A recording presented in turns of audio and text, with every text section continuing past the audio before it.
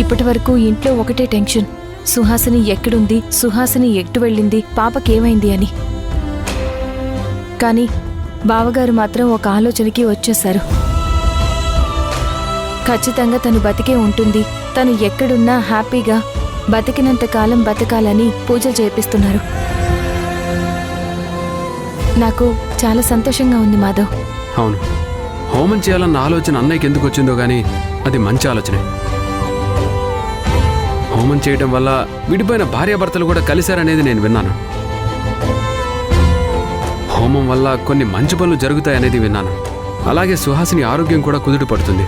తను బ్రతుకున్నంతకాలం హ్యాపీగా బ్రతుకుతుందనే నమ్మకం నాకు కుదిరింది. భూమి, ఇంకా పడుకోలేదా? ఏం మాట్లాడుకుంటున్నారు? అదే వదినా, బావగారు పూజ చేపిస్తానని అన్నారు కదా, ఆ విషయం గురించే మాట్లాడుకుంటున్నాం.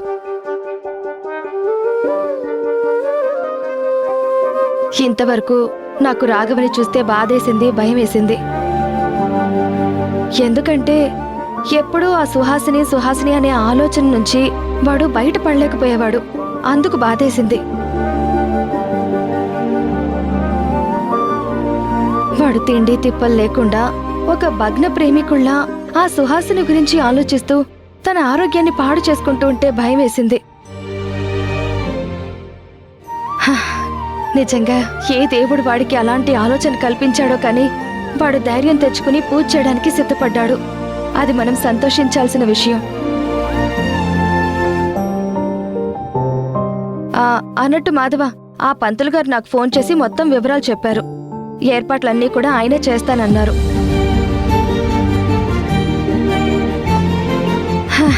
ఏమోలే, ఆ భగవంతుడి దయ వల్ల సుహాసిని ఆచూకీ ఏమైనా తెలిస్తే బావుణ్ణు. మన ప్రయత్నాలన్నీ మనం చేశాం. ఒక్కోసారి భగవంతుడే ఏం చేసినా ఆయనకే నిర్ణయాన్ని వదిలేయాలి.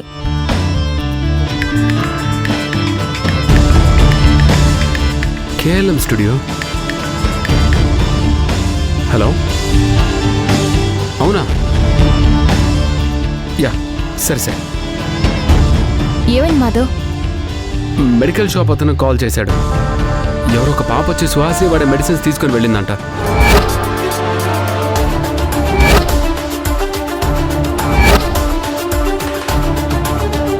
పాప వచ్చి సుహాసిని వాడే మెడిసిన్స్ తీసుకెళ్ళిందా?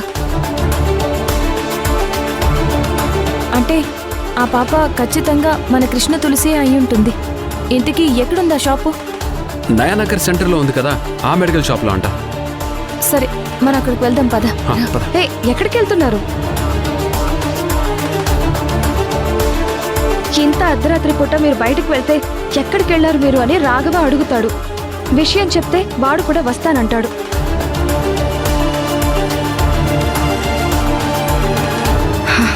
ఒకవేళ నిజంగా సుహాసిని కోసమే పాప మెడిసిన్స్ తీసుకెళ్ళుంటే వాళ్ళిద్దరూ ఎక్కడో సేఫ్గా ఉన్నట్టే కదా.